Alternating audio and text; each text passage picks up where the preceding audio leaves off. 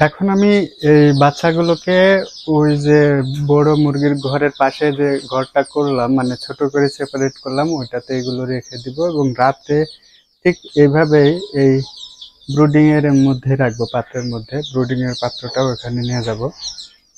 তো চলুন নিয়ে যাই। এরা আজকে আমি দুইটা, কালকে আর আজকে দিয়ে দুইটা বাচ্চা ফেলে দিয়েছি, কিন্তু অসুস্থ হয়ে মারা যায়নি। ওগুলো ওগুলো একটা অন্যটার উপরে চাপ চাপ দেয় এরা, মানে অসুস্থ যদি মানে দুর্বল হয়ে গেলে ওইটার উপরে আর একটা চাপ দিয়ে একদম 12টা বাজাই দেয় একবারে, মানে মানুষের মতন এরাও হিংসা। একটু যদি দুর্বল মনে হয় ওইটাকে একদম সবাই ধরে। এই যে মুরগিগুলো এখন ওইখানে রেখে আসি। ঝকঝকে মুরগি, এরা আজকে প্রথম সূর্যের আলো দেখবে এবং আলো বাতাসের মধ্যে আসবে আর কি।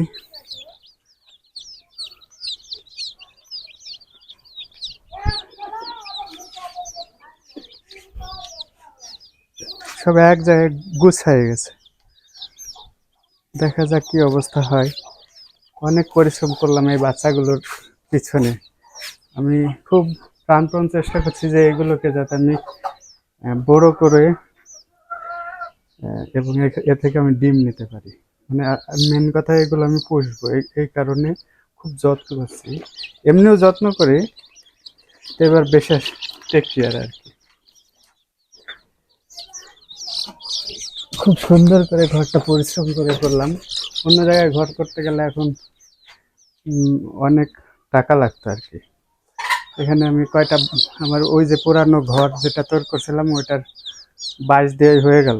এখন ছেড়ে দিয়ে কি অবস্থা দাঁড়ায় দেখি। যা, ঘুরে বেড়া দিন।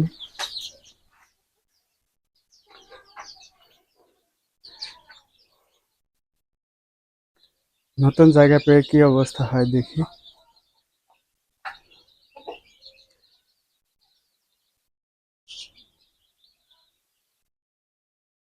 এখন দিনের বেলায় আর আলো দিব না, দিনের বেলায় যথেষ্ট আলো পাবে, শুধু রাত্রে দিব।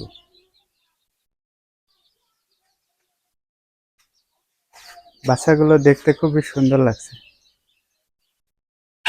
আল্লাহ করে বাচ্চাগুলো বেঁচে গেলেই হয়। খাবার আর পানির জায়গাটা নিয়ে এসে দিয়ে দিই।